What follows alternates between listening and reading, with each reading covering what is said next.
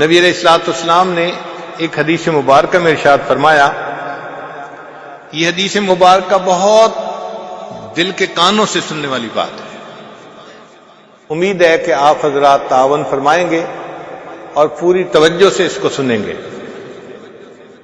سالم مولا ابی حذیفہ روایت کرتے ہیں کہ قال رسول اللہ صلی اللہ علیہ وسلم یؤتی باقوام من ولد آدم یوم القیامت معہم حسنات کأنہا مثل جبال تہامہ، قیامت کے دن کچھ لوگ پیش کیے جائیں گے جن کی نیکیاں تہامہ کے پہاڑوں کے برابر ہوں گی،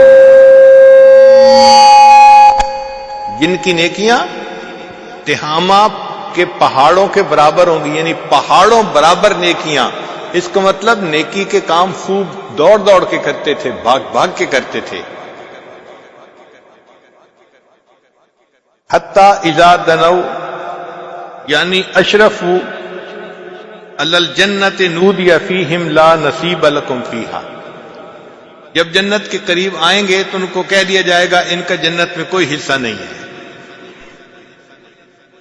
قل تو صحابی کہتے ہیں کہ میں نے پوچھا یا رسول اللہ، اے اللہ کے رسول صلی اللہ علیہ وسلم، جل ہؤلاء القوم لنا حتی نعرفہم، آپ ذرا اس قوم کی کوئی حلیہ بیان کر دیجئے، تفصیل بیان کر دیجئے تاکہ ہم ان کو پہچان تو لیں۔ فوالذی بعثک بالحق لقد خشیت ان اکون منہم، وہ ذات جس نے آپ کو حق کے ساتھ بھیجا مجھے ڈر ہے کہ کہیں میں بھی ان میں سے نہ ہوں۔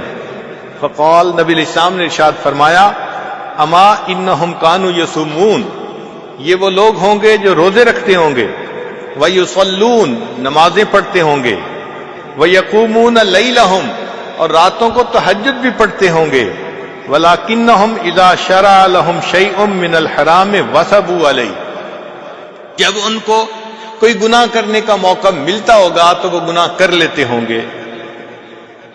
فَأَحْبَطَ اللَّهُ عَزَّ وَجَلَّ أَعْمَالَهُمْ، اور اللہ تعالیٰ ان کے کیے ہوئے عملوں کو ضائع فرما دیں گے۔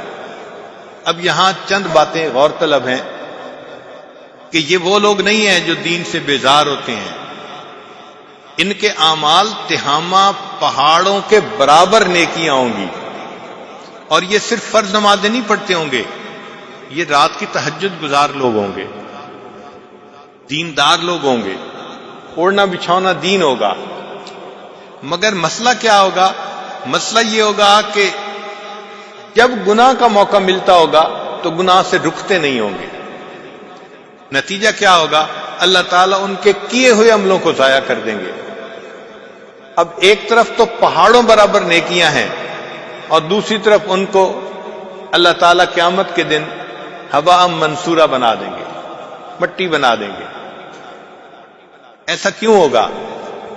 اس کی وجہ یہ ہے کہ یہ اللہ رب العزت کی پوجا کرنے کی بجائے اپنے نفس کی پوجا کرتے ہوں گے، اور یہ اللہ کے ساتھ شرک ہوگا۔ دیکھیں، ایک ہے زن پرستی، زر پرستی، شہوت پرستی، نفس پرستی، یہ سب کی سب بت پرستی ہی کی اقسام ہیں، خدا پرستی کوئی اور کی۔ تو یہ اتنی نیکیاں کرنے کے باوجود بھی گویا بت پرستی کرنے والے لوگ ہیں۔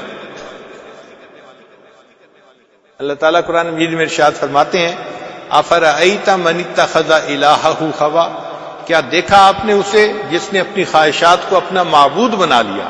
تو یہ اللہ کو معبود بھی بنا رہے ہیں مگر نفس کو بھی معبود ہی بنایا ہوا ہے، اس کی بھی عبادت کرتے ہیں، اس کے سامنے بھی جھک جاتے ہیں۔